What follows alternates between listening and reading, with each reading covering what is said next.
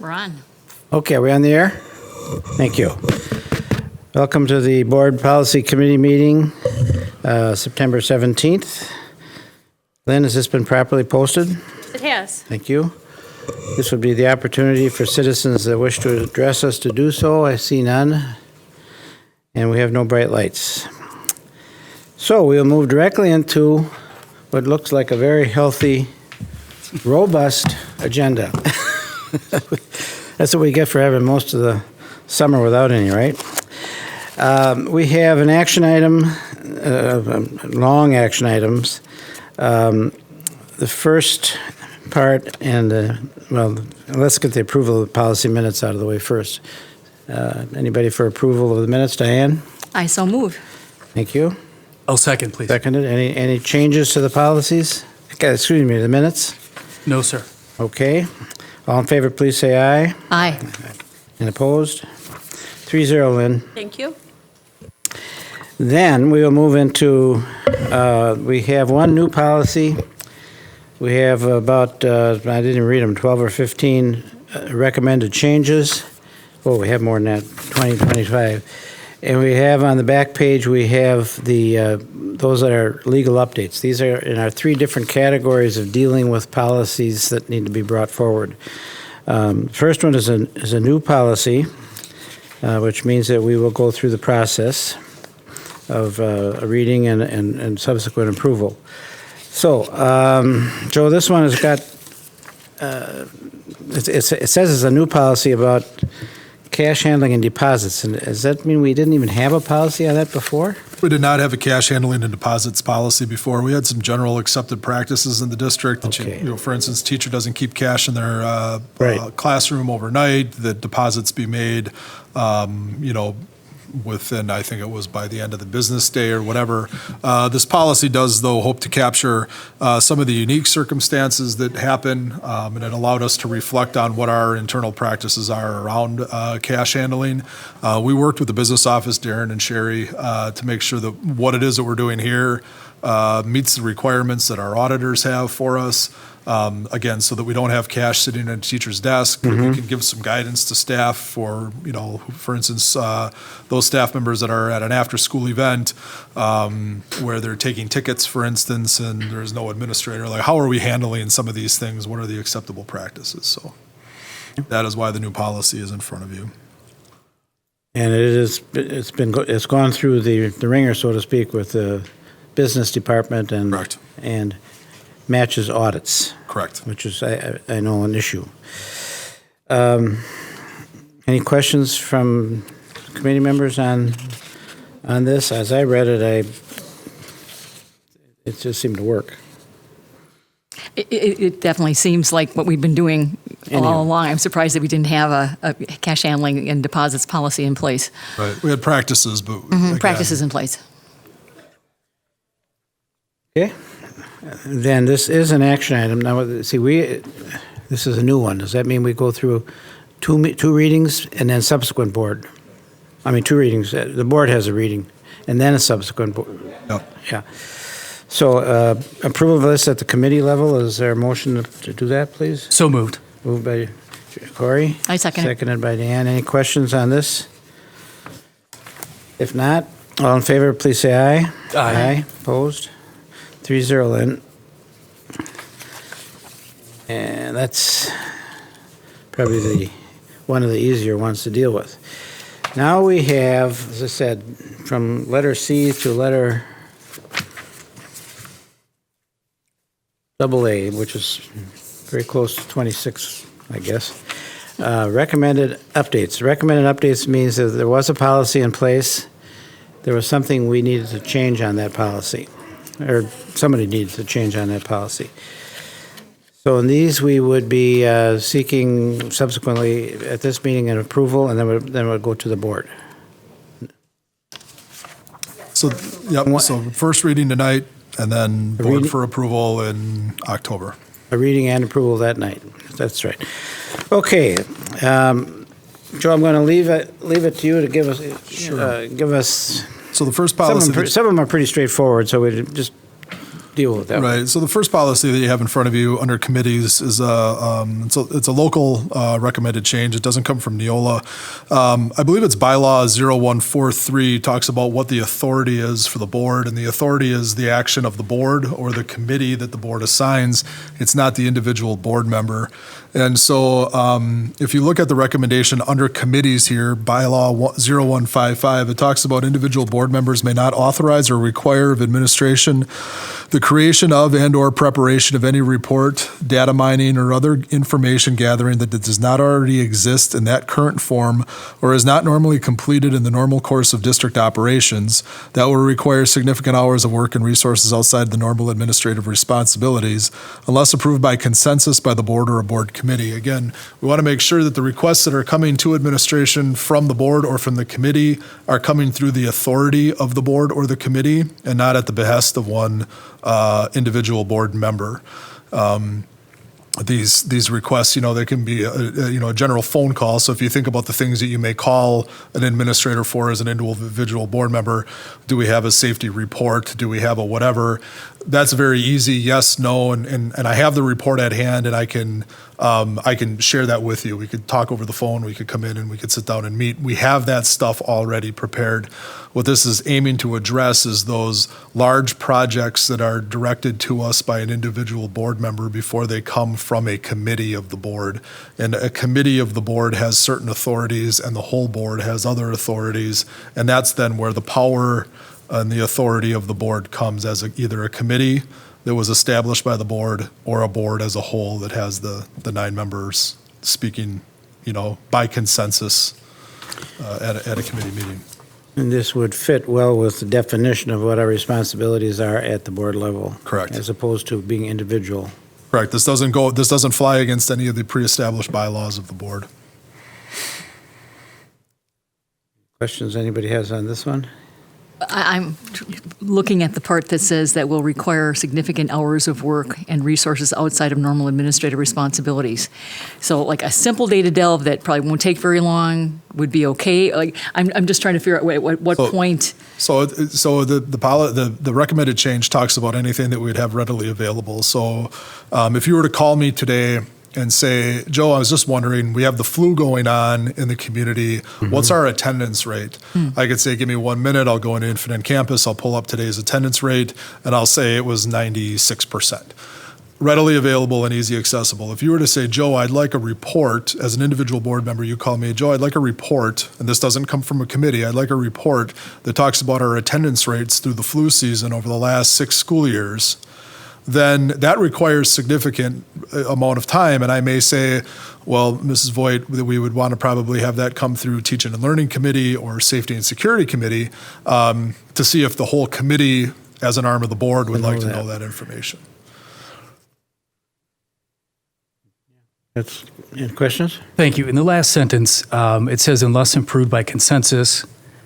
Consensus, is that a majority? Is that all? I would be comfortable with a majority vote Okay. of the committee or the board. Okay. So let's change that right here, huh?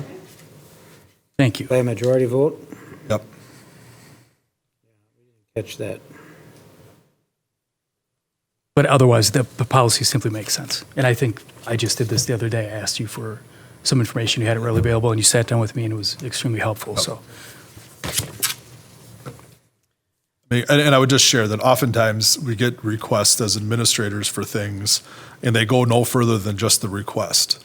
It doesn't ever come up truly in committee discussion. And so we want to get to a point where if the committee or the board is asking for something, it's going to be something that is actually part of the discussion of the committee or the board. It's going to be something that's agendized.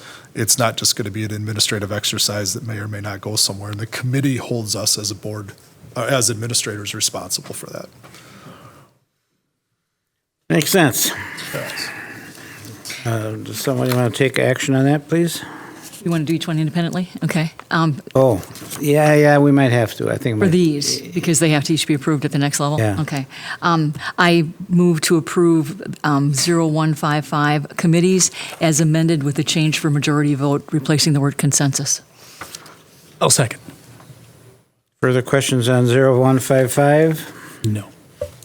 All in favor, please say aye. Aye. Aye. Opposed? 3-0, Lynn. Okay.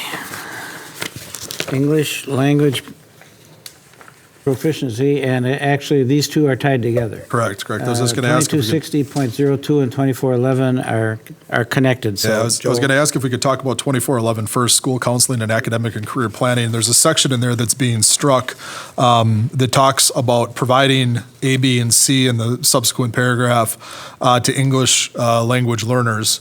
If you look at the paragraph, the policy on English language proficiency, the language that's being struck from 2411 is being added to 2260.02, more out of an ease of use for the user.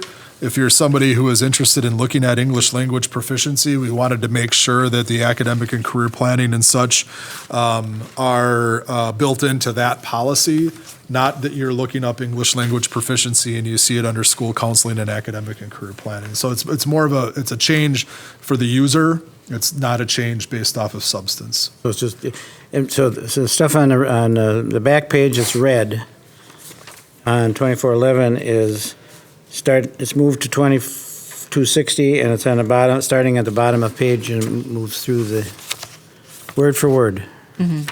Yes. So could that be a motion to do the two together, to delete? Yes, I think it I would move that we delete the section from 2411, school counseling and academic and career planning, and move that text to 2260.02, English language learning, English language proficiency. Seconded. Seconded. Any further discussion on this one? All in favor, please say aye. Aye. Aye. 3-0, 3-0 for that, Lynn.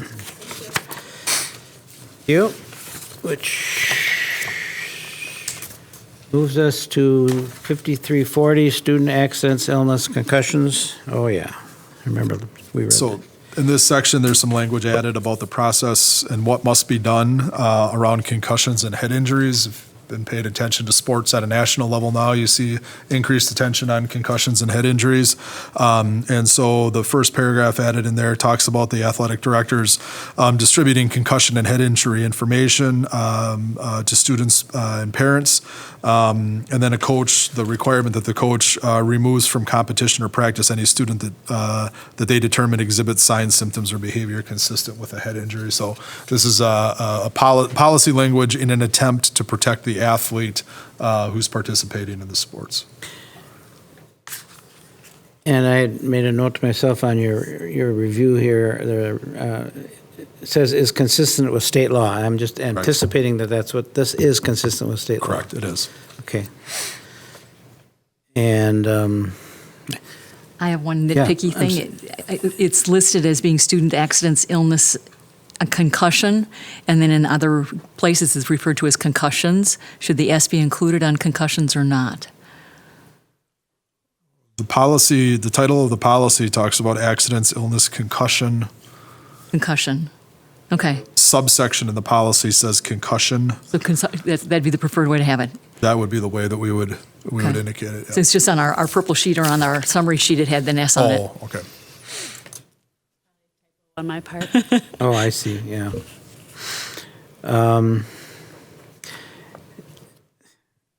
About this issue, I don't know if it's buried in here or not. We require them to provide this and the family provide this as well. If there is a situation where we are very concerned about the number of concussions this young person has had, can we say, even if parents waive it, can we say no? Yeah, I mean, our coaches have the ultimate authority as to who's going to play. I remember a number of years ago, it's been quite a while, some kid already had like 6 or 8 concussions, and the parents says, let him play. And I thought, this is ridiculous. Yeah, I mean, the coach has the ultimate discretion as to who's going to step onto the field, who's in the starting lineup, who acts as a backup. You do run into some issues, though, when kids are getting permission from a doctor and a parent to play, and the coach is saying, I'm going to hold you out. I mean, that, you run into a jam, but ultimately the coach is going to decide who's on their lineup. Thank you. At the very bottom of the first page, where it talks about any student removed from participation under this section may not return to participation until a written release to participate from a healthcare professional is provided.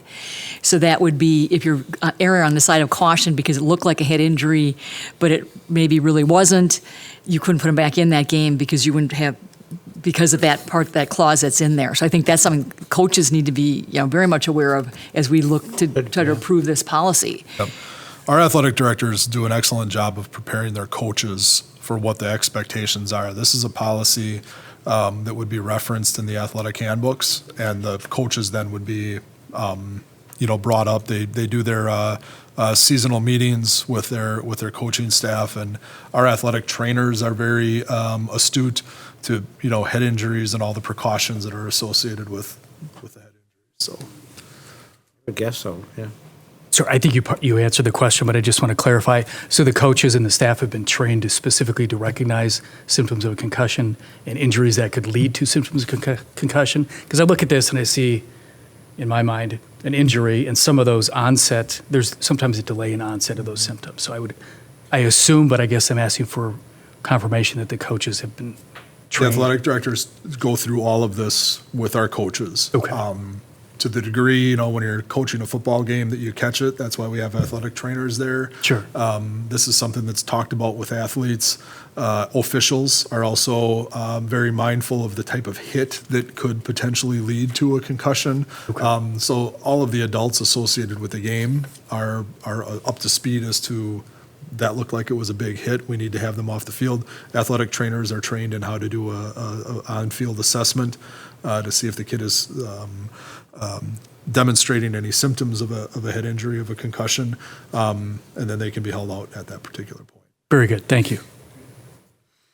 Okay, this would be another item for approval at the committee level. Yeah, I will move to approve the amendment of School Board Policy 5340, student accidents, illness, and concussion as written. I second it. Further discussion? Seeing none, all in favor, please say aye. Aye.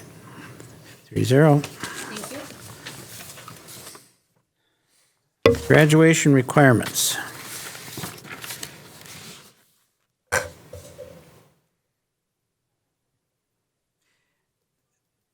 I'm going to start. I got a question right off the bat, Joe. Yep. And you're probably reading, maybe you're not on it.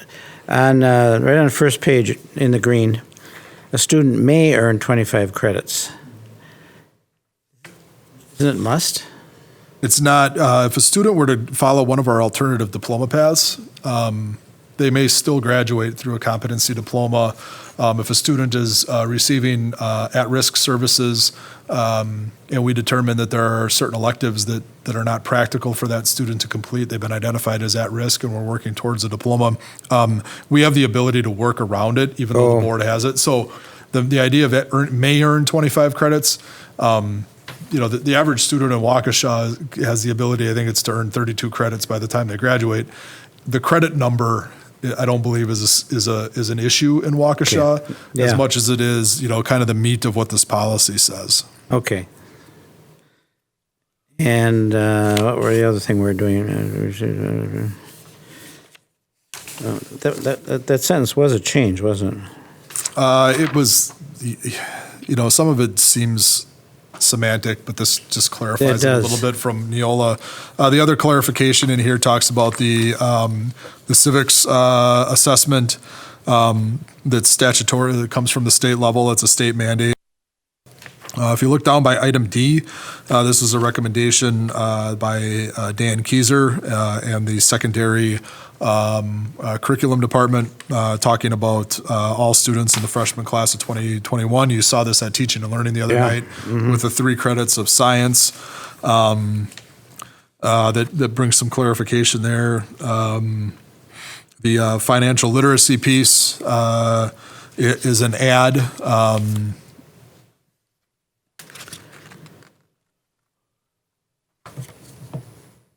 Talks about alternative education and where it's defined, how kids earn credit through that.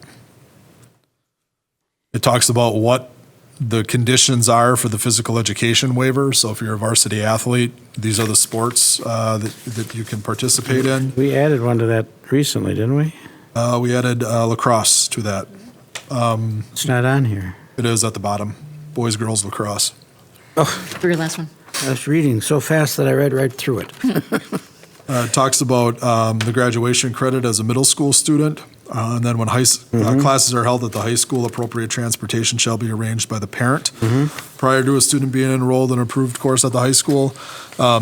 We have some flexibility around that due to eAchieve. It's just something that the board should be mindful of, that, we're not really creating a hardship for the seventh grader who wants to take the high school math class, for instance. They have the vehicle of eAchieve where they could do that at the middle school if they needed to. So if the idea of physically getting to a high school, which in some school districts is a must, here we have eAchieve as a good option for kids to. Right in their school. If you're a Butler Middle School student and you need the high school math and we don't have a way to accommodate, eAchieve can help with that accommodation. The alternate education diploma is referenced. We do offer alternative education diplomas here in Waukesha through our credit, through both our credit and our proficiency-based diploma, or competency-based diploma. Talks about students with disabilities, the graduation ceremony, both activities and the ceremony, because sometimes there are things that go beyond the graduation. For instance, we have the seal of biliteracy ceremony that's associated with graduation, so this addresses that. Talks about how a student may be denied participation in graduation activities for disciplinary reasons. The superintendent and high school principal may establish additional requirements for participation in the graduation activities and may organize said activities to have the appearance and decorum deemed reflective of the district. So we've talked in the past around the graduation ceremony as it pertains to student fees. And there's been some good debate on that.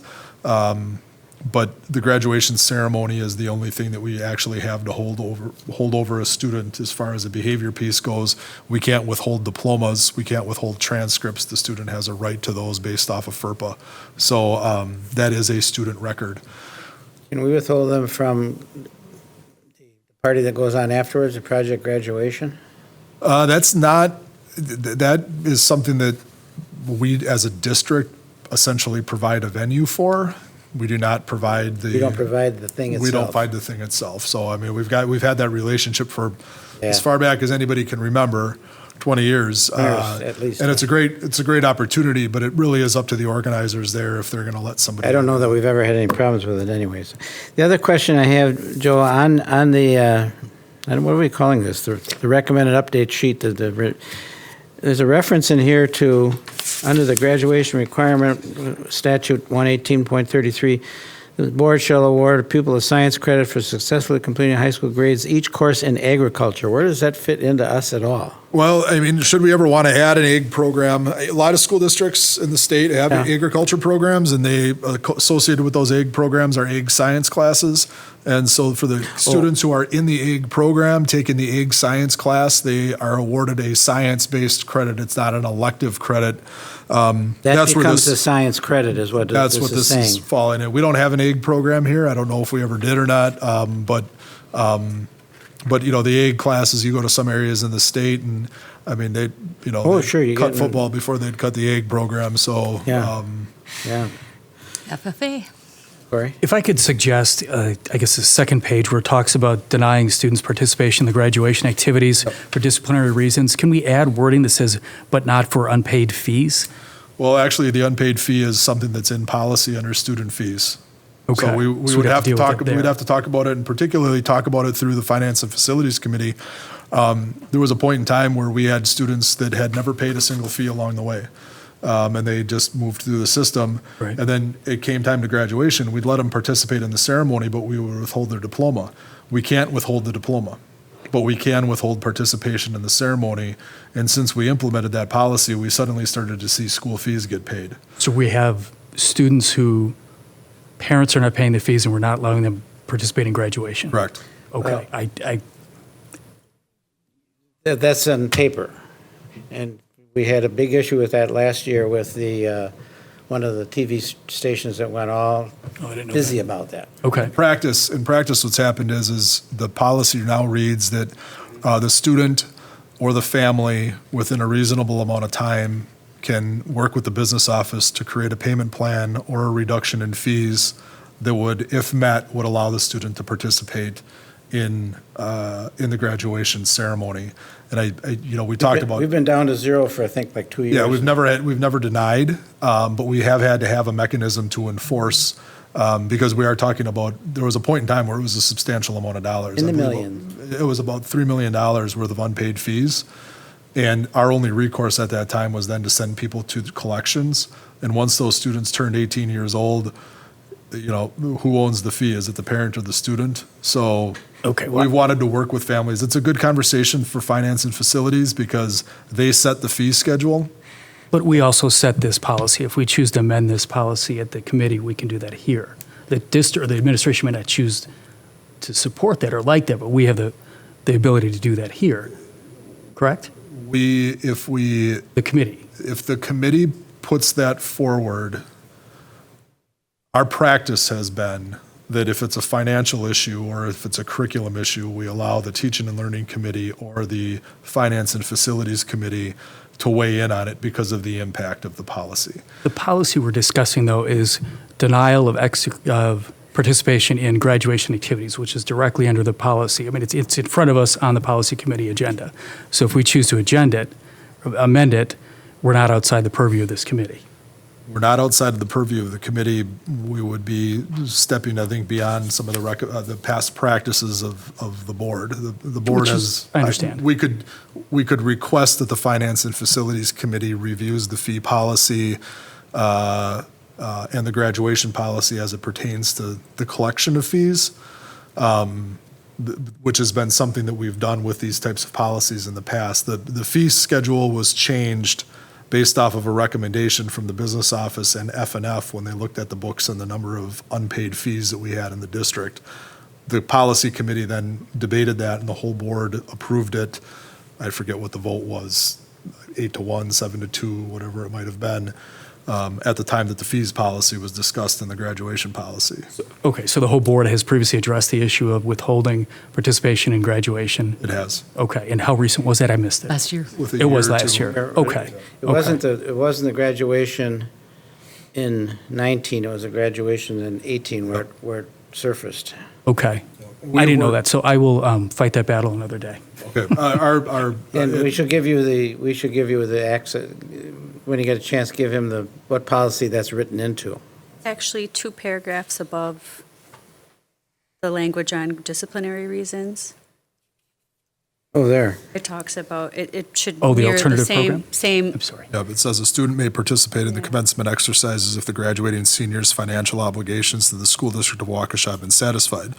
Students who demonstrate a financial hardship will have their status reviewed on an individual basis through fee waivers. No fee waivers will be considered without a timely request being made by the family Or the student?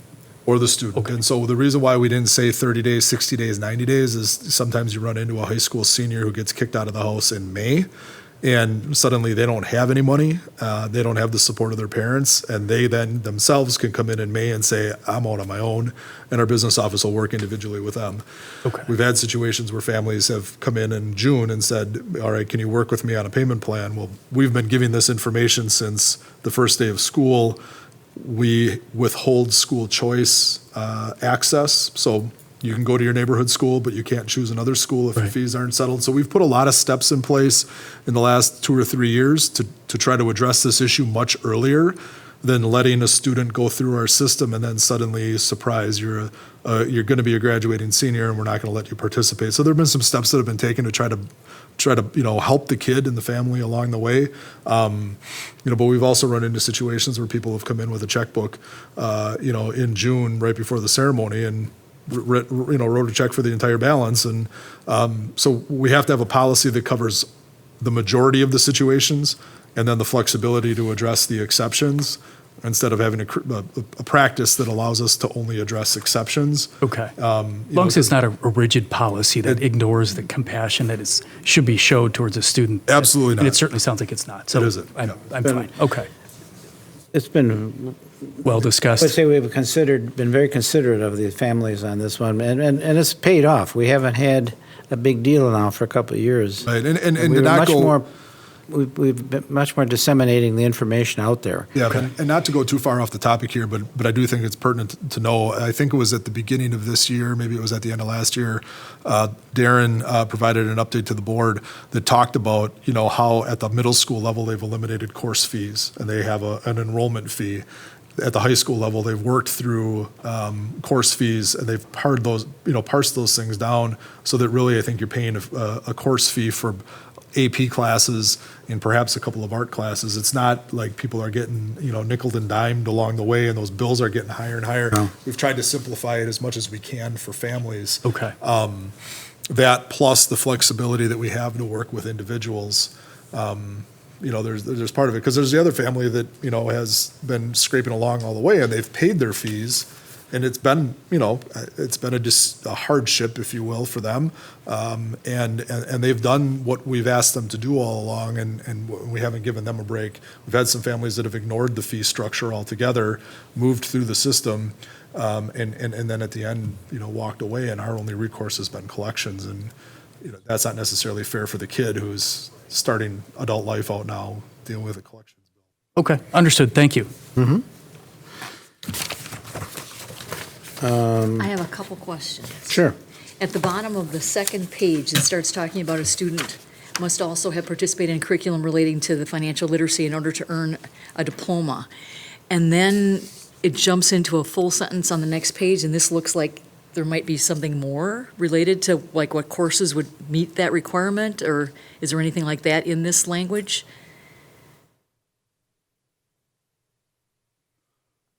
So And it starts talking about release in the same paragraph? So the financial literacy is a change, I believe it's at the state level, state requirement. And the next page, it says, a board may not grant a high school diploma to any student unless during the school grades, the student has been enrolled in a class or has participated in an activity approved by the board during each class period of the school day, or the student has been enrolled in an alternative education program. So what this is saying is that Waukesha can't grant a diploma to a kid who just showed up on our doorstep on the last day and presented a transcript. That kid actually has to serve, put their time in our classrooms.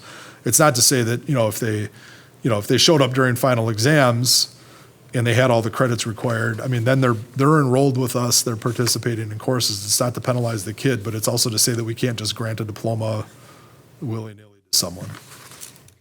I read that too, Diane. It's confusing as can be. I was going to say, it doesn't talk about financial literacy at all. Right, but but this is blocked paragraph policy language, and one sentence is on one page. Okay, right. And the next paragraph is on the This is following page. something I If used they to were see on the about same- widows and orphans. This is a Right, if good they were on idea the to same leave it pages, behind. you'd see two lines in between. You'd see extra spacing in between the two. Okay, all right, so it is really two different paragraphs. Two Here it different just points, looks like yep. it ran together. Yeah. All right. The last part of that paragraph we're just looking at makes it seem that there's only 1 hour of release possible for students. The very last part of that sentence, if they are demonstrating a high level of maturity and personal responsibility, they can leave the school premises for up to 1 class period each day. Yep, that's accurate. And that's all. They couldn't Yeah, you can't be have an enrolled open at- lunch and then leave again later for an open class period. Well, your lunch is your lunch. It's Okay. 30 minutes unassigned. So if you have open campus for lunch and you go to McDonald's, you can go to McDonald's and you can come back. This is excusing 1 period of the day essentially for good conduct and mature behavior. So instead of having 8 classes, you'd have 7 classes, and then within the 7 classes, you're taking your full load. This also doesn't talk about kids who are on work release, who go Right. to school in the morning, have lunch, and then go to work in the afternoon, because that work is on their transcript, on their schedule for, essentially to cover the afternoon. But this is definitely saying that they can only have 1 hour release besides free being part period of a day, yep. of a formalized co-op or internship type of Correct. program.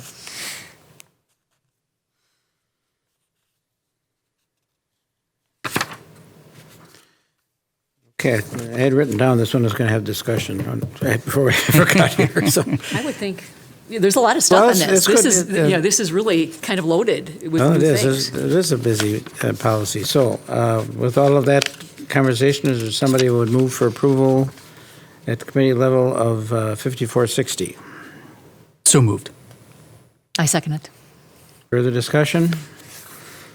Seeing none, all in favor, please say aye. Aye. Aye. 3-0, Lynn. And that would get us to 5710. 5710, student complaints. What the Neola is attempting to do, there's 5 areas that have very specific investigation steps that we must take as a district. So bullying, Section 504 and ADA, non-discrimination and equal access, anti-harassment, and then the public requests, suggestions, or complaints policy that we have on record.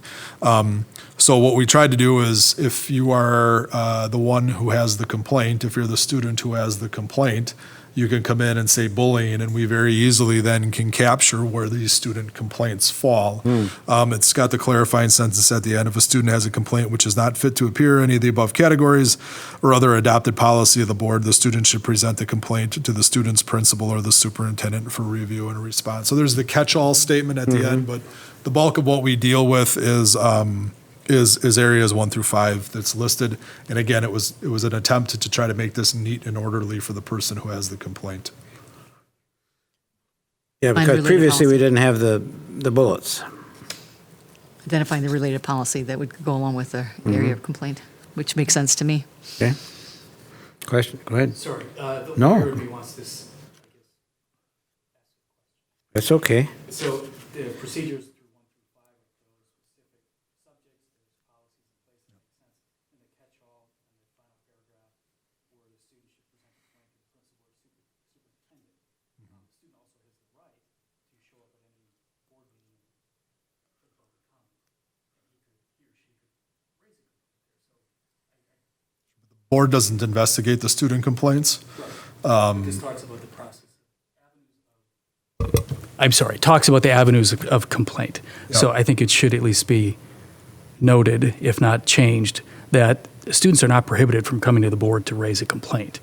We would likely direct them, or someone would direct them to this, but they are in no way, shape, or form prohibited or limited just to bringing complaints to their principal or their superintendent. They could post them online. They could do as they please within the law and reason. Correct. And I think the paragraph above, though, the board or its employees will hear the complaints of the students of the district, provided such complaints are made in accordance with the procedures established by the superintendent. So it does say that board members, and frequently as an administrator, I'll get an email forwarded to me from a board member that, you know, where somebody is complaining or has a concern about something, and then that is directed to me through the board. So I think that the board is listed in here as somebody that can receive the complaint. It's just above instead of below. Okay. Because still, either the principal or the superintendent would determine how that was going to be investigated based off of policy, or absent policy, what process would be used.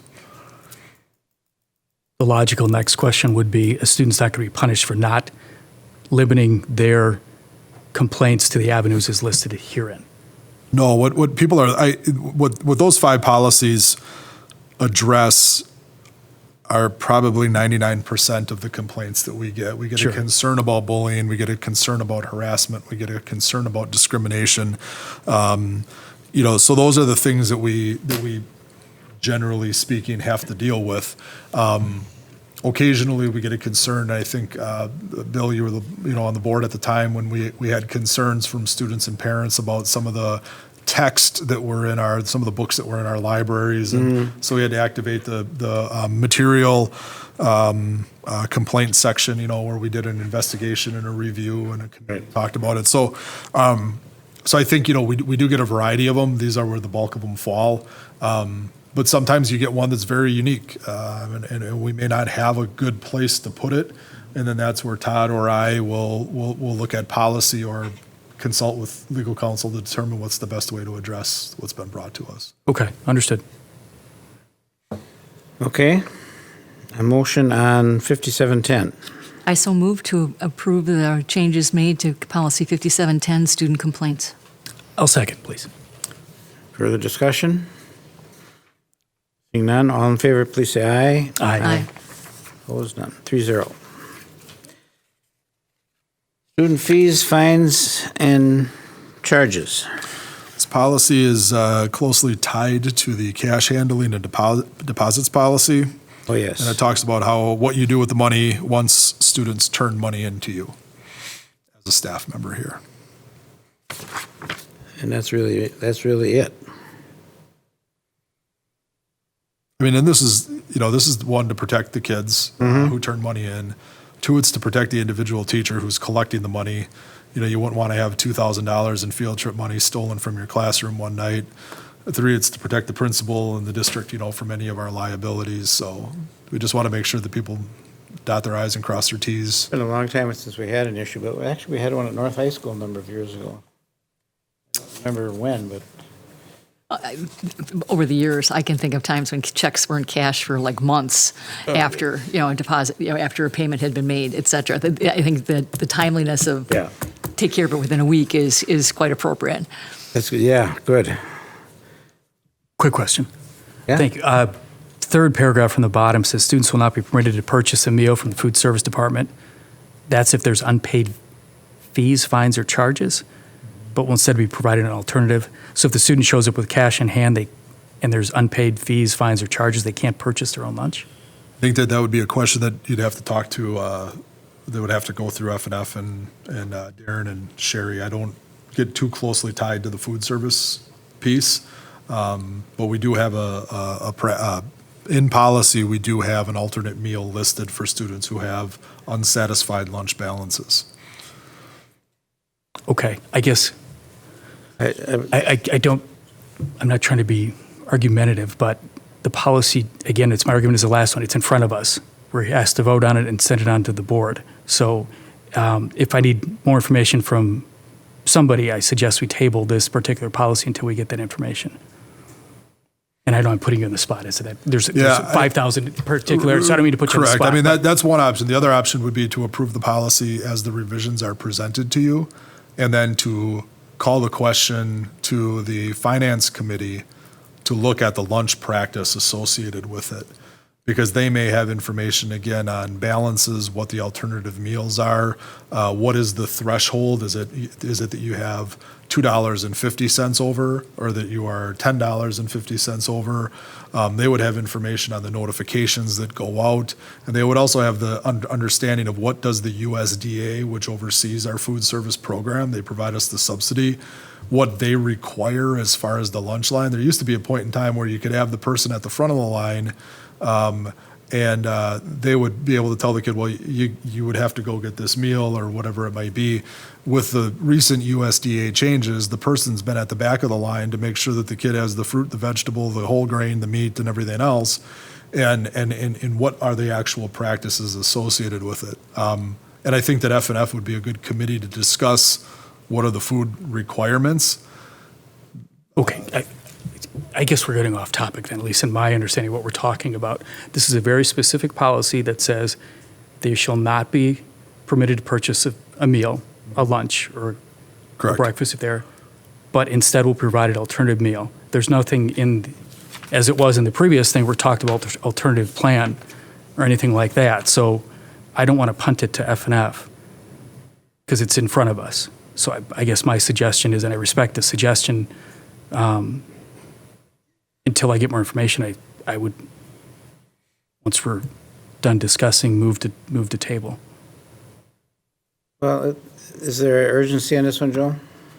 The only urgency, again, would be around the language in there around the collection of fees, fines, and charges. And so, again, to remain consistent with cash handling, because cash handling is associated with collection of fees, fines, and charges, we would want to make sure that if somebody were looking at this policy as part of their practice, that they would know that they need to get the money in the bank within 1 week after collected and such.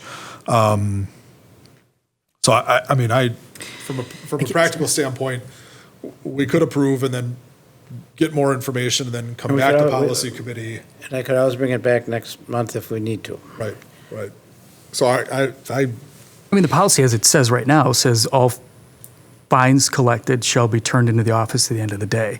The addition to the policy talks about what in timeline should be done with it once it's done there. So it's not as if the money's floating around under this current policy that it's going to be floating in teachers' desks or drawers. It's very clearly delineated that it should be turned into the school office no later than the end of the day. So I think the risk of, or urgency. I would share that we have had some situations where upon investigation, we've found checks that have sat in an office vault for substantial periods of time, which, based off of that practice, has put some families in, families that are going paycheck to paycheck, and they know that they wrote out a $50 check for whatever it might be, and that doesn't get pulled out of that next payroll, for instance. Suddenly people are overdrawing accounts because of late practices that have happened on behalf of district staff. I understand, and I agree that's probably happened and it's problematic, but if we table this and bring it back to next month, we're talking a 30-day delay under the worst-case scenario, and we're 2 weeks into the beginning of the school year, so hopefully it's not something that is present and urgent. Well, I think this is a really serious point of discussion. There's even been state legislation about lunch shaming, that has been proposed this last year. It's one of the things that I feel very strongly about, like not having happen at our partner school, Whittier, for instance. We're concerned after this came up here at one of the board meetings not that long ago. That this was happening. And it's like, it really, I went to check and it was. And it's like, no, that's not going to happen. We're going to make sure there's money there. Then no child at that school is going to ever be lunch shamed, in that situation. So I think it's a very serious concern to, as a practice for us to be doing that. And the only thing that I'd offer as information to the committee is the F&F committee is the one that sets fees, Right. sets lunch rates, and sets all the financial decisions. While we do discuss policy here, if we run into a situation where this committee puts forward policy without considering the body that sets the fees, the past practice of the district is that the F&F committee would be weighing in on a fees policy because it would impact what it is that they're doing in their. So that's the only bit of information that I would add. So can we do it this way? Because apparently there are some, I don't have the concern, but I guess in honor of their concern that they've had, for us to not go forward with this, with the consideration that we're going to raise this question back to F&F and look for the Certainly. details that Corey's after. I'll have Lynn talk to Darren tomorrow about putting it on the F&F agenda to discuss the policy and then the fee structure that's associated with it, so that the policy committee then could make a policy recommendation based off of the F&F information to the board. Okay. We have, when you look at how policies are generated, sometimes our business office gets information or will weigh in on a topic. They will make that recommendation to the committee. The committee then will debate it. The F&F committee may talk about it. Teaching and learning may talk about it, like Dan brought the policy forward last week at Teaching and Learning, or 2 weeks Oh, ago. on the Teaching and science. Learning, on the science bit. Math and. Yeah, so I mean, there is some interplay between the committees that we have on our board, absent a committee of the whole where this topic would be brought and the whole board would discuss. So we will not proceed with this one until we've had a chance to get some information out of F&F. Thank you. On F&F, if I may? Yes. Okay. Yes. So, Okay. good. I'd be happy to be there next month, and Okay. we can sit down and we'll talk about where the policy committee stands on it, and then let F&F discuss kind of more of the not so much the policy language, but the fee structure that's associated and the USDA guidelines and everything else. I think our goals are the same. I think we're just both working at it from different directions. Yep, And Not opposed to it. okay, thank you. Okay, 6470, payment of invoices. More accurately address the process. Doesn't look like there's a whole lot of information there. Just some clarifying language in this one. Issues with this one? It addresses the electronic means of paying invoices instead of the old-fashioned send a Yeah, check. it's a record of the electronics, yeah. Motion for approval seeked. So moved. Moved by Second. Corey, seconded by Diane. Discussion? All in favor of the modification of 6470, please say aye. Aye. Aye. 3-0, Lynn.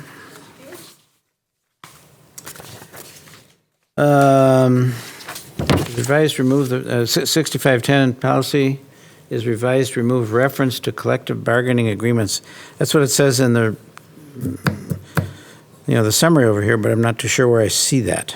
It really just clarifies that the board recognizes its obligation to pay its employees for the services rendered in accordance with state and federal laws and district commitments. That's really what it boils down to. If you look at recently, say the last 10 years ago, you had collective bargaining agreements. Today you have employee handbooks.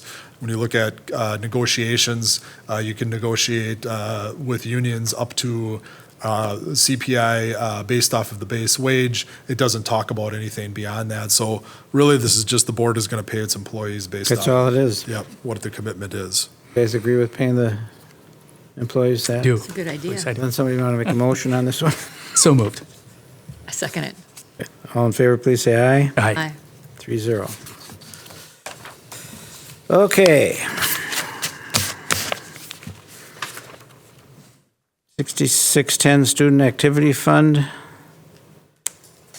Again, this is an update based off of auditors' recommendations. Oh. Just, the board authorizes the maintenance and approved student activity funds as allowed by the DPI regulation and the auditor's recommendation. And then again, it gets down into the cash handling business. All collected money shall be handled, secured, and deposited according with 6630. Okay. Questions on this one? I think it's just part of the bundle that probably numerically should have been connected together and then Yeah. seen them as they were going through. But move to accept the changes to Policy 6610 Student Activity Fund as presented. I'll second, please. Seconded by Corey. Discussion? All in favor of accepting it, 6610? Say aye. Aye. 3-0. Student activities, audit. This really directs the audit report to the F&F committee, which is what has been current practice. Goes to F&F committee before it goes to the board. The board gets updated on the auditor's report through the F&F committee. The report, items 1 through 4, are what are required in an auditor's report. And then the superintendent shall be assured that it is completed timely and submitted prior to the deadline established by the DPI. The reason why the language gets a little vague is because the DPI or the state could go ahead and change deadlines, dates, so on and so Constantly. forth. And we don't want to have to come back and change policy. You know, for instance, if this says by August 1st, you'll do this, and then the DPI changes it to September 1st, then we kind of have a policy committee meeting, and it's just trying to keep it as vague as it needs to be. And it is important to note that it's on the other sheet, that the board does not approve it. It goes to F&F for approval. Right, it doesn't even go. Oh, it's just no, F&F excuse me, it doesn't. It's F&F for review. There's no approval of the audit. Yeah. The audit is conducted, the audit is submitted. That's it. It's an independent auditor, Yeah. so it's not approval of We any can't, district because work. it's not our business. Right. Yeah. We've hired them yeah. Yep. So the word approval is not there. Right. And other than that, they just were specific about some of the things that must be on the audit, Yep. which we have, again, always been under that discussion. Okay, all in favor? Oh, we have I moved Moved by to Diane. approve the changes made to Policy 6830 related to audit. seconded by Corey. Yes, sir. Any questions?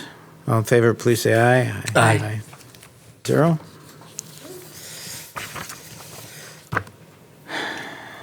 Lost my place. Disposition of real, I love this one, real property. So we added the term real estate property in there so Yes. that people understood the difference between real estate and then personal property. It has the definitions in there.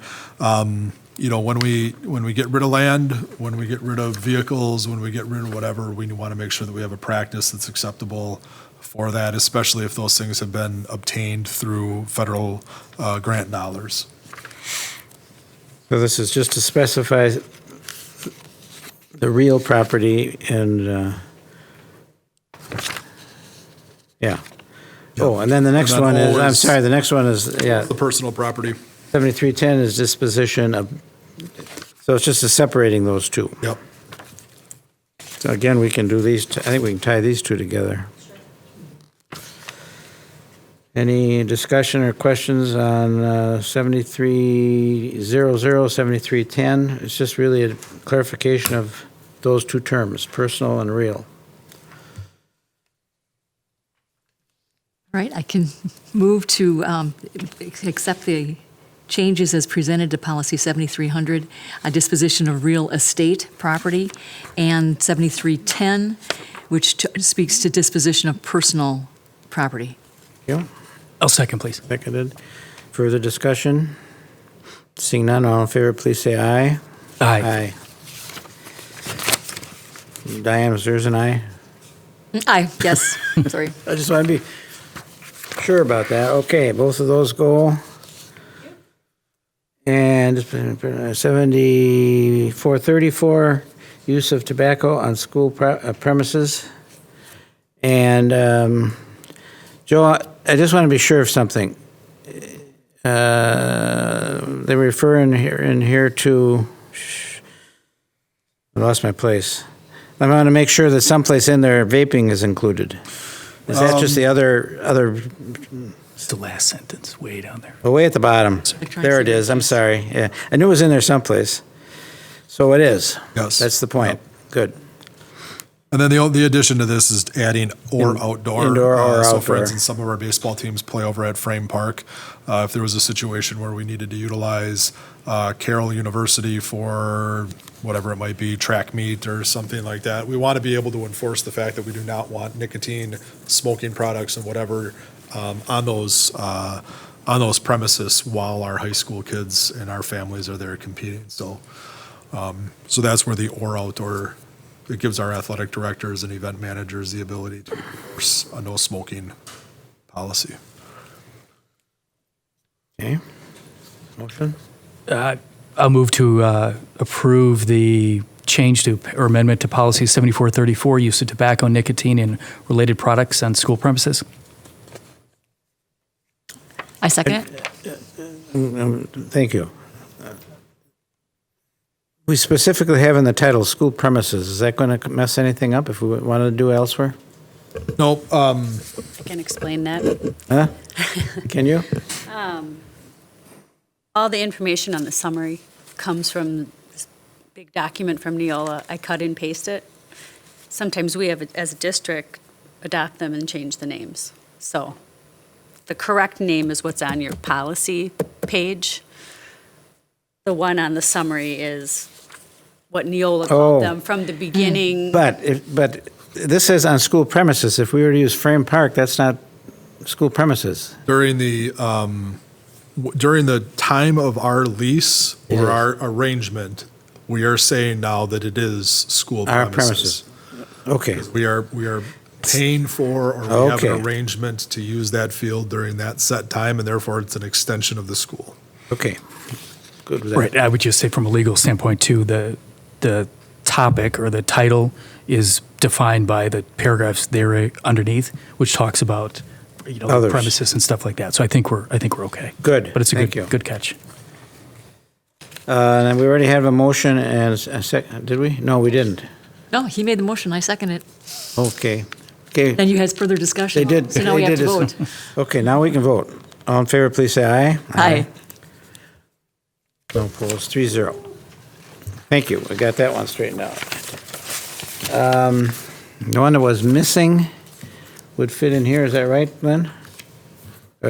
Yeah. I'm getting to it. Technology privacy. Yeah. Joel? Ooh. It really just talks about our technology and the technology that can be used. When you look at the recommended additional language, it's all board-owned. It's what we're trying to do is clarify the fact that the board owns every asset in the district. So everything really is the board. It's not that the district owns it, it's the Board of Education owns it. You guys are the ones that levy the funds for it. Yeah. You approve the budget that purchases it, therefore it's board-owned property. And so this policy aims to try to provide some clarity around that. So primarily for business and educational purposes. Board-owned technology resources may also be referred to as district technology resources. The two need to be identified first as board-owned, but then how the two could be used interchangeably. I would venture to guess that there are numerous policies that talk about district resources, district There are. technology resources. So what we just want to make sure is that the board owns the technology first, that's defined, but then the two could be used interchangeably thereafter. Okay. Any motion or questions? I'll move to approve the amendment of policy 7540.01, technology privacy. I second it. Okay. Corey moved and Diane seconded. Questions? Yeah, I just add one Yeah. point to this. I'm looking at the language, all board-owned district technology resources are to be used, it says solely and then primarily for business and educational purposes. Our past practice has been primarily, that would be the term that would fit here, not solely primarily. So I would ask that we get rid of the word solely. Strike it. And strike solely and use primarily for business and educational purposes. What we expect out of a teacher who has a MacBook is that they're communicating with parents, they're developing lessons, they're accessing resources, they're updating grades, they're doing all of that. But the practice of our district has never prohibited them from writing a graduate paper on that or Right. or checking on their own time a personal email or whatever it might be. So what we would want to use is the word primarily, I believe, because that's what our staff are doing, but also give them the leverage to, if they've got to check an email, if they have a few minutes after school and they're looking at the news, we don't want them to say you can't do that anymore. I don't know if that's a reasonable expectation anymore with technology. Do I need to amend my motion then, sir? Friendly amendment. Friendly amendment, okay. I will move or amend my motion to strike the word solely from the first sentence in the second paragraph, Right. but otherwise the motion stands as previously made. I second it. Okay. No. Very good. That's a good catch. Yeah, very good catch. All in favor, please say aye. Aye. Aye. 3-0. Okay. Now that is that group of recommendations, except for on the very bottom, and this is in the pack someplace, here it is, right, the next big thick pack. And I do not want to read all of these. I could jump in if, Quite simply, we were changing the name of, I don't know, whatever, 8 or 10 of them, 1, 2, 3, 4, 10. It says 10, policies. right.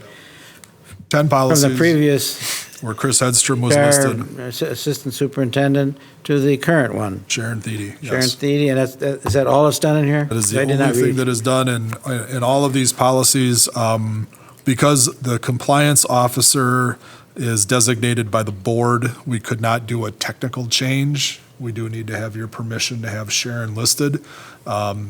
The Office of Civil Rights recommends that you have 2 compliance officers in place, 1 male, 1 female, to give individuals who do have a complaint, particularly around disability, gender, race, et cetera, so that they could pick essentially who they want to investigate and work with. In each of these policies, you see that Sharon is changed, or Chris is changed to Sharon. And you are the I am the other male one. alternate. Yes. No questions on that one, right? I had one. Who would? Sorry. Corey, go ahead. If you look at policy 1662, employee anti-harassment, it's set the 7 pages, physical pages into the packet. And I'm not going to see, I apologize. 16 what? 16. 62? Yes. 62? Okay. Yep. And which page you looking for?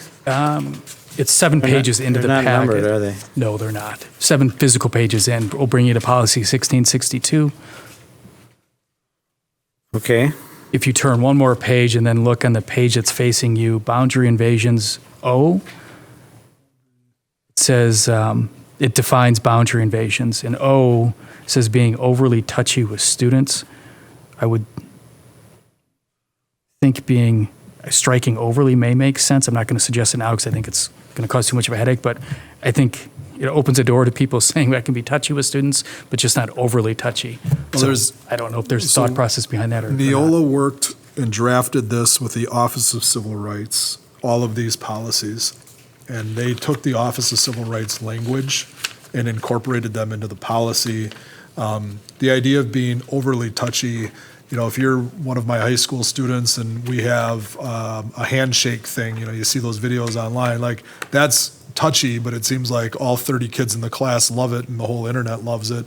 I don't think you'd want to prohibit a teacher who's got a positive greeting with students, nor like, the pat on the back or whatever it might be that could happen, the handshake, that Okay. could be bucketed under touchy. The overly touchy part would be everybody's getting a hug, an arm around them, whatever it is, whenever they're coming by. I think that's why the Office of Civil Rights used the term overly touchy and Okay. not just limited it to touchy.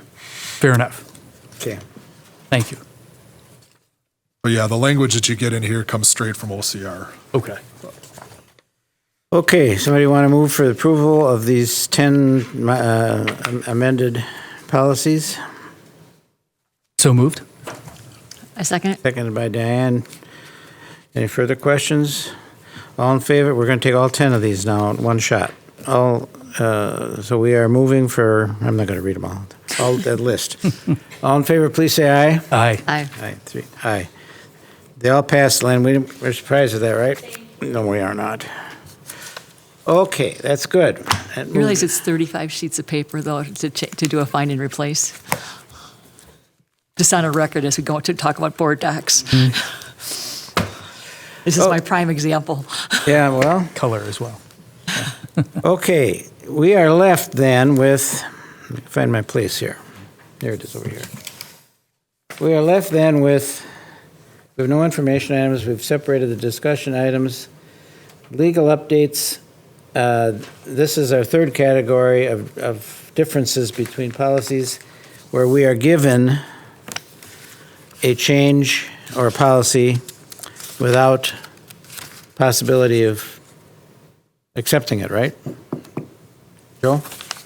Yeah, yes, these are legal updates that we talk about tonight, and we would approve then if there's agreement in October. So it does not go to the full board, it just goes to the board as an update. When we talk about the legal updates, we have little wiggle room with Yeah, what we would change. we're doing a reading tonight To do a final reading. to do a final meeting in October Yes. at the committee level. Yep. And at that point, I will also just notify we'll notify the board of these Changes. 15 or so changes. So, are you prepared to run through these? I am. Under the oath, we got guidance that we needed to change the policy to talk about, board election come in April on or prior to the fourth Monday in April, the board member elected or re-elected to the office will take the oath. Board members appointed to office between elections shall take and file an oath. Prior to taking office, the school district clerk has the authority to administer the oath unless he or she was reelected in the spring. A notary public or other person with authority to administer oaths may also administer oaths to members. So Sue Ettinger is a notary public. Sue can administer oaths to newly elected board members. The official oath shall be in writing and subscribed and sworn as recognized by law. The oath does not need to be administered at or in conjunction with a board meeting. If desired, the oath may be administered orally in addition to the written oath. So it gives you the options there as to how to get a new board member or a newly reelected board member into. Never had an issue with this, so. Do we have to vote these all separate? What's that? No votes. No votes. Oh, that's right, we're reading it tonight. I'm sorry, that's right. That's next month. Policy 01, bylaw 0165.1, the added language of notice of regular meetings was added. It used to just say regular meetings, but we're talking actually about how those meetings are noticed. The only other thing is, if you were to look at to the bottom of the first paragraph, notice shall be contain the name and address of the district and its telephone number. The notice shall be given at least 24 hours prior to the meeting unless for good cause such notice is impossible or impractical, but in no case may the notice be less than 2 hours in advance of the meeting. There may be an extreme situation where the board would have to be called to an emergency meeting, we still would have to give 2 hours notice prior to doing that. I don't think I remember one in 25 years. It would be extremely rare that you'd have to meet that quickly, but again, it's possible. Okay. The next one talks about the meeting minutes, so really the change on this is the minutes shall show the names of the board members in attendance, action taken, information items, public participation, and discussion of the meeting items. So really, you're just talking about minutes of the board meeting there. Minor changes, but again, the Neola provides us legal guidance based off of something that's changed or something that's coming from their attorneys because they have seen problems elsewhere. Again, Neola's in about 1,500 school districts, 1,600 school districts right now, and that provides a large opportunity for issues. The non-discrimination and equal access to educational opportunity. Again, you see Can I that. ask a question on that one first? Yeah, before we go on? sure, absolutely. It talks about in the third paragraph, the fact that there shall be available for purchase at a fee estimated by the business office to cover the cost of printing and copying, like a per page kind of fee? It or- is. I think it comes down to 2 cents per black and white page.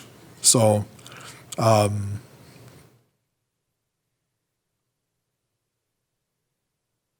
have to double check what that. I'm not sure what the question, I mean, yeah, there's a fee, but nobody ever, it's printed anyway, right? It's printed and it's at the meetings, but if somebody were to come in and say, I'd like to have the minutes of your last we- 25 board meetings or the board meetings where you discuss the The referendum. public records, It's a public record type thing, request, yeah. okay. That would be a part of a public record. Yep. Because the minutes are published in the paper, aren't they? Is there, or not, maybe it's online now. Online. Online. They're all listed online. Yeah, Somebody could so- print them off yeah. themselves if they wanted to. It's readily available. Okay. Recommendation that comes under the non-discrimination and equal access. Again, Sharon's name has been added to this policy.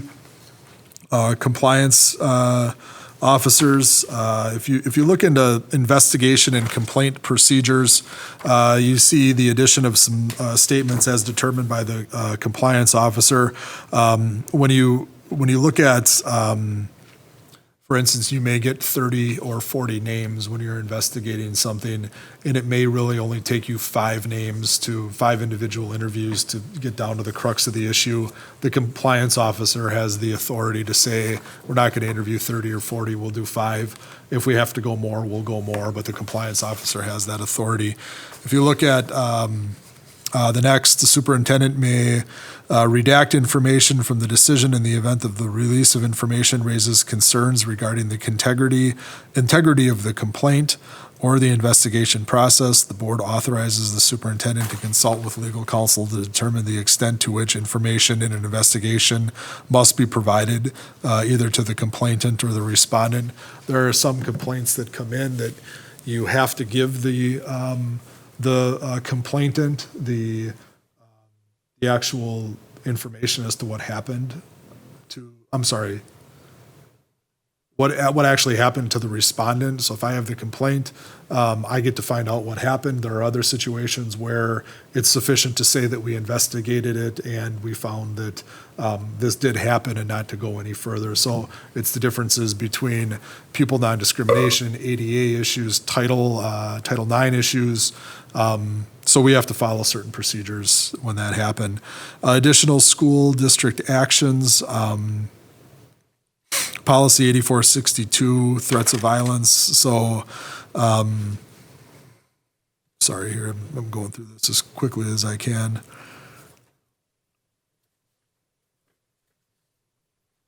This talks about reporting to the police or social service agencies.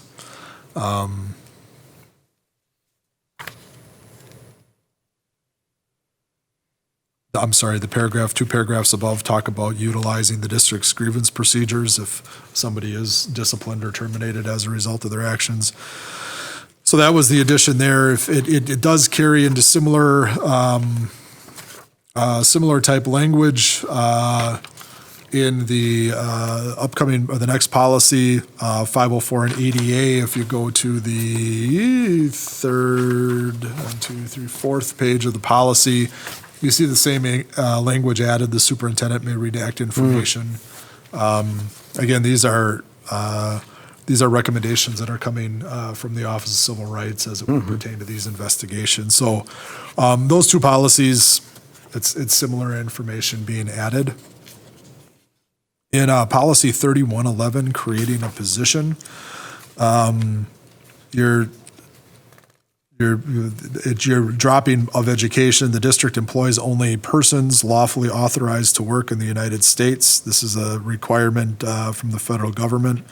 The superintendent shall verify all new full-time and part-time employees' identity and authorization to work in the United States in accordance with federal law.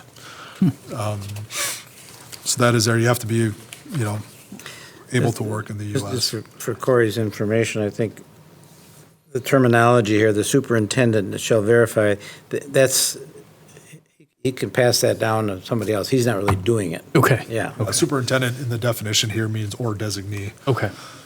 He designates who's going to do it. Okay. You. Thank you. 4111, this is for support staff, similar language. In the upcoming policy 5111, eligibility of resident and non-resident students.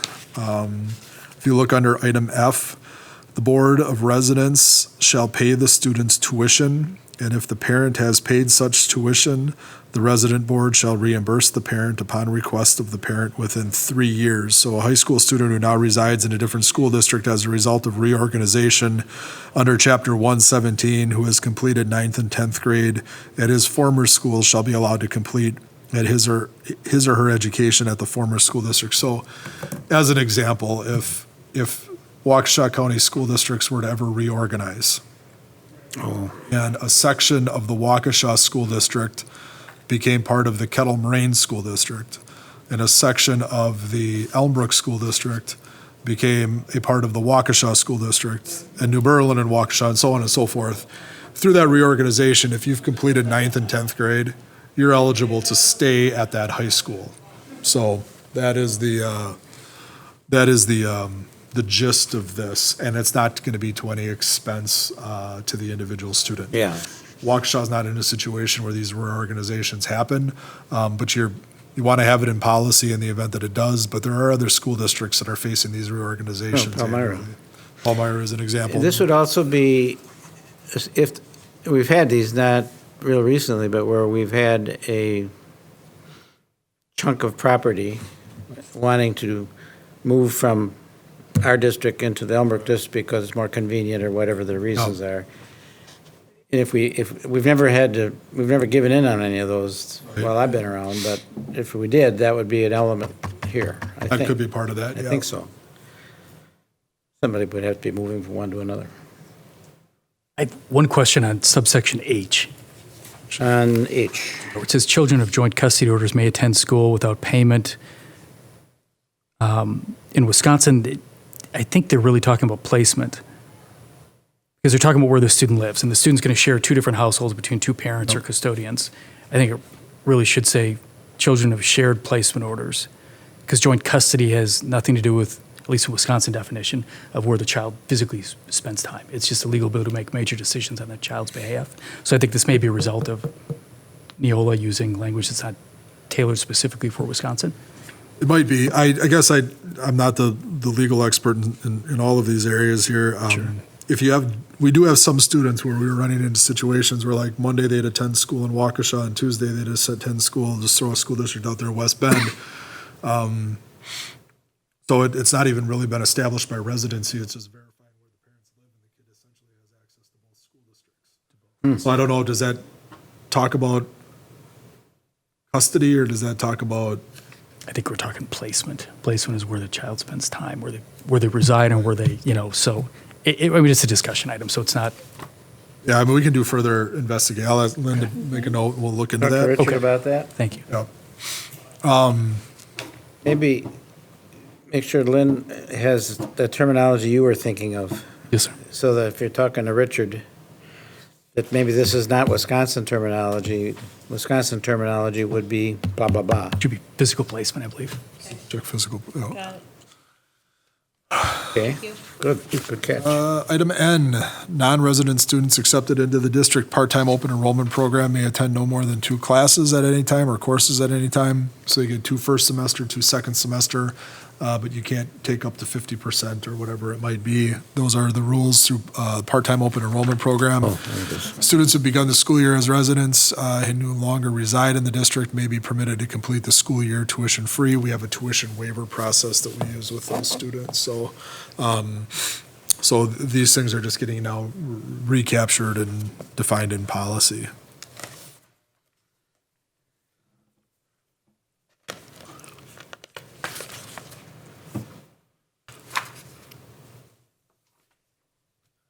But So, okay, Good. if there's, I'm just giving a No, minute. yeah. So the next policy under entrance age,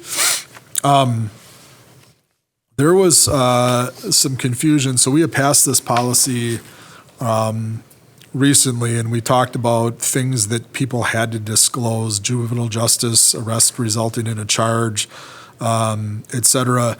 And the state of Wisconsin did not approve that at the state level, that you had to disclose all those things. The one thing that a student must disclose to us is if they have a prior public school expulsion at the time of enrollment. And we get that information and we review it.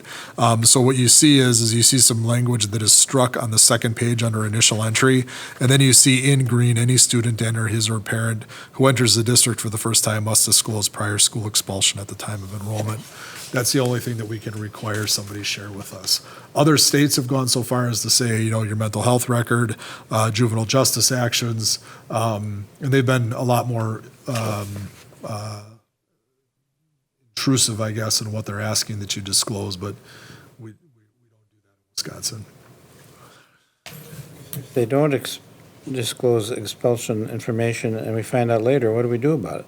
Can We find it when we get the records. So the process is Lynn and Stephanie Peterson get all of the records that come in. The files are reviewed.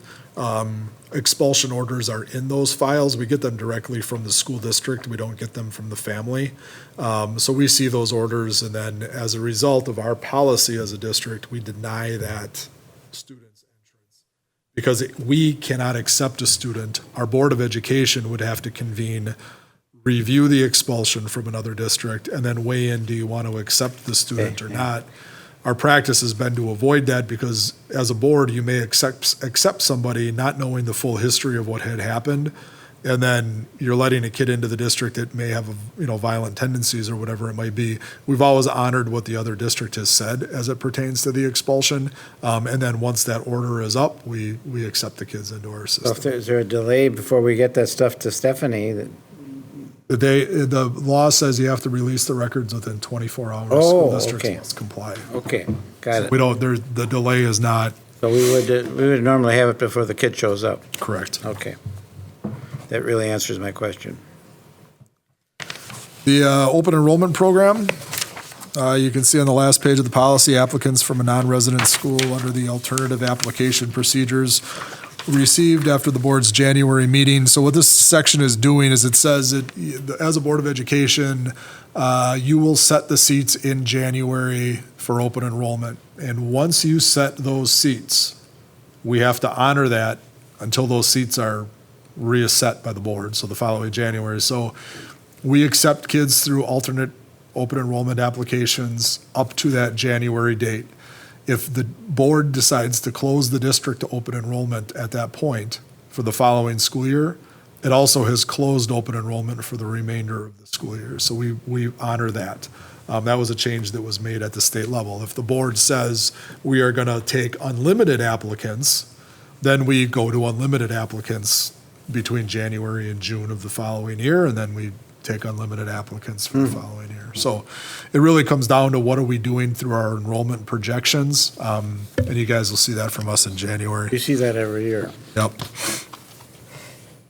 Student fundraising, there were some issues with the guidance that we've had in the past from the USDA and the impact that fundraising can have on the food service program. So really what it says is each exempt fundraiser cannot be longer than 2 consecutive weeks.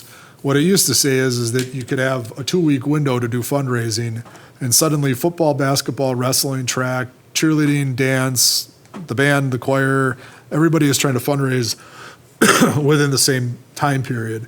What this really means is the football team can fundraise from like September 1st to September 14th. And the basketball team can fundraise from the 15th to the 29th. And the band can go from October 1st to, so it gives everybody an opportunity to fundraise now throughout the course of the school year.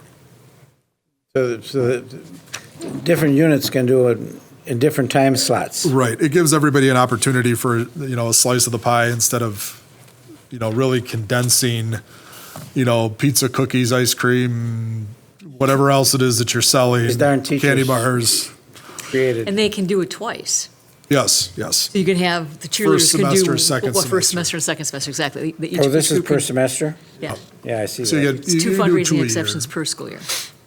And I think that 2-week this, window when they're doing it. I think that's what's now is being allowed is a lot more fair to the organizations that we have working in our schools. Because if you're so limited, then the district has to fund those things. And most districts have been cutting budgets. And so how do you then fund those activities? This gives you the opportunity to do your fundraising and get a fair shot at that fundraising.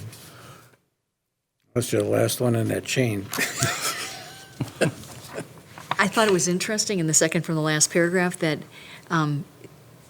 if the fundraising activity will involve students under the age of 12, such students' parents must provide written permission for the student to participate in the fundraising activity.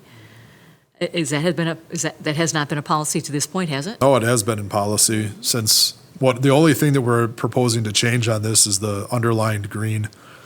So that's That's what I thought, but so we required any kids that are doing a fundraiser in the elementary school would have to have their parents' signature to That's do what it. this policy has said Okay. since we adopted. Yep.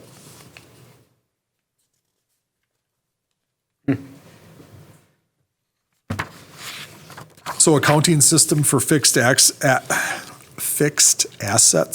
You can see that we're talking about an asset, the disposal of assets, and that's done in accordance with policy 7300 and 7310.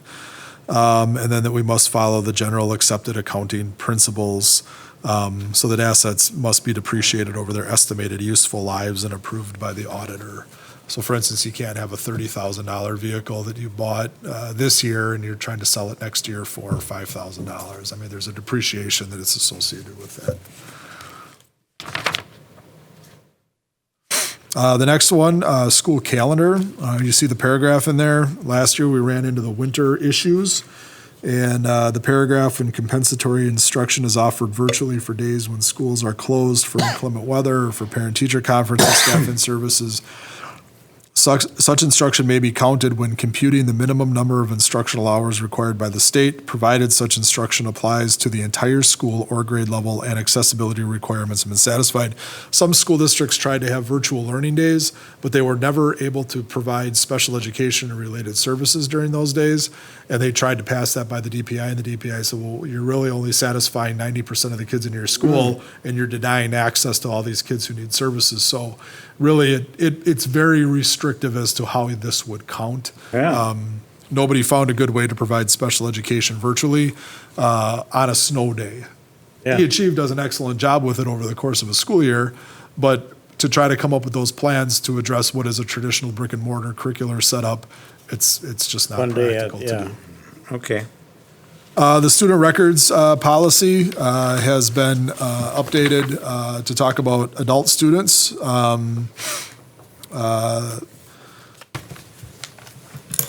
So it talks about, so what are the requirements? Both parents shall have equal access to the student records unless stipulated otherwise by the court. In the case of an adult student, parents may be allowed access to the records without the student's consent, provided the student is considered a dependent under Section 152 of the IRS code. So if you still paid for your kids when they were 18 years old, you should have had access, provided, though, that the student has not made a written request to the district that you as parents may not have access. So if the student submits in writing to us that I don't want my mom and dad to have access, it doesn't matter if they're getting covered financially or not. The parents are cut off at that point, this moment the student turns So the age of 18 and majority. above. 18 and older. So we do need to have that in writing. Makes sense.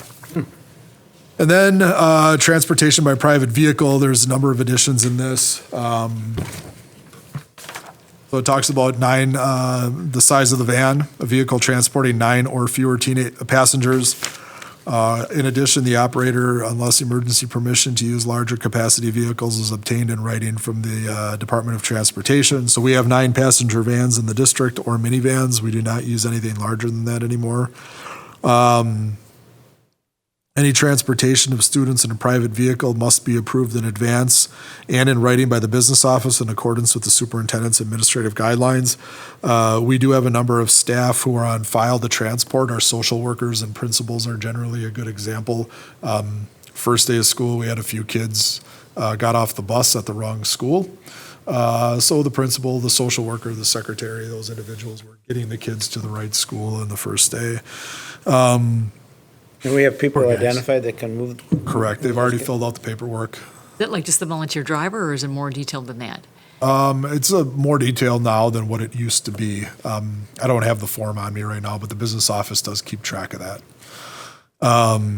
No person shall be approved for transportations of students in a private vehicle who is not an employee of the board, an approved volunteer, the parent of a student enrolled in the district, and the holder of a currently valid driver's license to operate a motor vehicle in the state of Wisconsin, is at least 18 years of age, be physically capable of operating a vehicle, including use of both hands and foot required to operate the vehicle, or has medical certification, or has such requirement waived by the board upon proof of a modified vehicle in the Department of Transportation driving test completion. This is to make sure that we're all inclusive of those. We can't discriminate against somebody who has a modified van to transport kids should they meet the requirements that the state has set forth.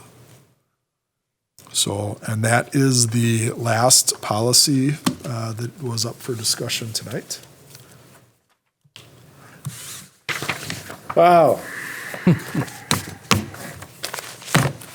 Okay, that then, on the legal updates ones, we're going to be looking at in October for approval. It's unlikely to be any changes unless we have that one wording thing fixed up, because this is basically an edict to make these changes. More or less, yes. So, but it wouldn't hurt to look them over and see if there's anything in there more that we have to understand, because we will be voting on those in October. Certainly, if there's anything that comes up between now and that meeting, don't hesitate to reach out and we can do some homework. Sure. And excuse me, any other recommendations for future committee meetings? I have a recommendation to look at using less paper if we possibly can. I know board docs has been a consideration at the technology committee level, and I think this would be a wonderful committee to take the charge and maybe, experiment with that. Board docs is about a $15,000 fee, if I remember it correctly. Okay. So if we do decide to go down that road, I would be happy as a committee to lead the way and pilot it. However, I would like the endorsement of the full board that we are going to be going to board docs and no longer using paper packets. And so I think that we need to have the consensus of the whole board to be in support of that. And I don't know the best venue to bring that forward, but it is an additional cost for the district. Could we pilot, though, like we do with the vouchers for F&F, and just have them available online and not have to have a paper copy of it to be able to review them? Does board docs have like a trial period or something? Maybe we could. They will come in and give you a demo, but they don't. What I would say to you is if you want to take a look at how board docs functions from a public standpoint, Muskego, Norway, I believe, uses it in its entirety. I think the Greendale or Greenfield schools uses it in its entirety. So you could look at what is on the public platform, and on the public platform, you would see all these packets, you would see agendas and associated minutes, and you could get an idea. For board members in a school district, you'd have private access to a portal where you could go in and get access to all of your materials for a board meeting, and we would be able to house them that way. I would love to go to board docs. It would be my preferred path, but I do know that as a board, the Board of Ed in Waukesha has preferred to have a paper packet, and that's kind of been our recent history. Talked about that. This That's is the because of third us time it's old coming guys. up. And I like seeing Mike every Friday. I can do it either way. If we were to do all this online, where we loaded this, Lynn and I could probably work some way to get your packet into a Google Drive, or the drive would be shared with you. You'd have to have your iPads at the meetings, or print them off yourself ahead of time, and we could do it electronically. It would be, I think, nice to try to test it, and I'm open to doing that. I just would want, before we invest 15 grand, I Right, think. right. But I think by trying it in the context of just using Google Docs, because these are all public record anyway. Right. And it'd be nice to have access to, this is the file where, this is the policy we're reviewing, and send it to the, say the bookkeepers, and, what do you think about this policy? Is this stating what we're actually doing, type of thing, and not having a paper copy of it, but having an electronic link that you could share, and discuss. I would be happy for us if you'd give us until November, if that would be acceptable, because I don't want to do it with 50 policies. By the time we get to November, our list of policies will be whittled down a little bit. It would be a little bit more convenient for us to, go, click on the icon and pull up the policy and discuss. So if we look at November as a trial time for it, we could certainly set up a Google Drive for the committee to work off of. And then if you guys like it, if it's convenient enough, we could begin then to have a more broad conversation with the whole board, and talk about what it would mean. Good idea. So we'll play around with it, but I just asked that we get a bunch of these policies off the list Right, before we, right. because Google Docs is nice, but you're still looking, and you'll see 3 or 4 words, and then you got to hover over the icon before you see the whole title. Even if we organize it well, I just would want to make sure that the flow is a little bit more easy to use in a pilot. But I'm thinking if you have this list, and then you can just click, to be able to go to policy 0155, Yes and no. yes and no. Everything in draft format right now, because we only use board docs for the policies, requires a login and a password. Which we don't have available yet for everybody because we haven't purchased, Okay. the full-blown board docs. So it's as easy as me dumping them into the Google Drive. As Joe said, it's 50 or so policies right now. Right. So yes, all the executive summaries are in the Google Drive. It would be no problem to share those in the same way, but the policies right now are in that separate Okay. login, password protected place. Okay, So okay. it'd be a little. They're not public record then per se. Not while they're in draft format right now, Okay. because we don't own the full board docs packet. But if I could just add, I could email the 3 of you. There's 2 versions of board docs that we could purchase. One's called the Lite, and one is the Pro. And I can email you. I think Joe's absolutely right with the Muskego and one of the Greendale districts, but I'll let you know which one has the light version and which one has the Pro version, and you can kind of peruse those over the next couple months. Because one is just for certain things and one is everything, agendas, minutes, all that, so. I'm all in favor of going down that road. I mean, it makes good sense. And from a practical standpoint, right now, if the board approves a policy, it takes about a month for that policy to be live on our website. If a board approves a policy and we're using board docs, the public has access through the last meeting's packet to that policy. Whereas currently, unless they attended the meeting and picked up a spare packet, they don't have access to that. So And I really think that it could be more reactive to the community, by doing something like this where they would have access. The public would have what you see here with all the green and the red, Right. but at least they would have it. Somebody listening online, it's like, Correct. they could be looking at the same thing. Public is really looking at our policies a lot, aren't they? Well, but some of the things that we're talking about, when you Lunch, yeah. when you bring up a specific point that does have, like lunch shaming, that would be something that I think people could. Well, I'd like to look at that and what it actually says and pursue it, and we really don't have a means to do that right now. Do we get any hits when we have somebody look at a policy? Pardon me? Does it register any hits when somebody looks at a policy online today? I don't think so right now, but we don't, yeah. there's no You're not- ticker to keep track. It'd be Good, because probably it doesn't have depressing any if there was. ticking. Yeah. It's pretty slow. It's kind of like, when you look at the counter on who's watching the board online, there's generally not a whole lot of views. It's my mom and someone else. I remember I logged on when my contract was first approved 5 years ago to see if there were 3 people viewing online. So I was one of the They're 3. probably all wives of some of us, but wondering when we're going to get home. And when we switched to DirecTV, she couldn't even do that. Gonna miss dinner tonight. So we're back on the other. Anyway, that would conclude our meeting tonight, so we're adjourned. Bring your calendar. Oh, yes.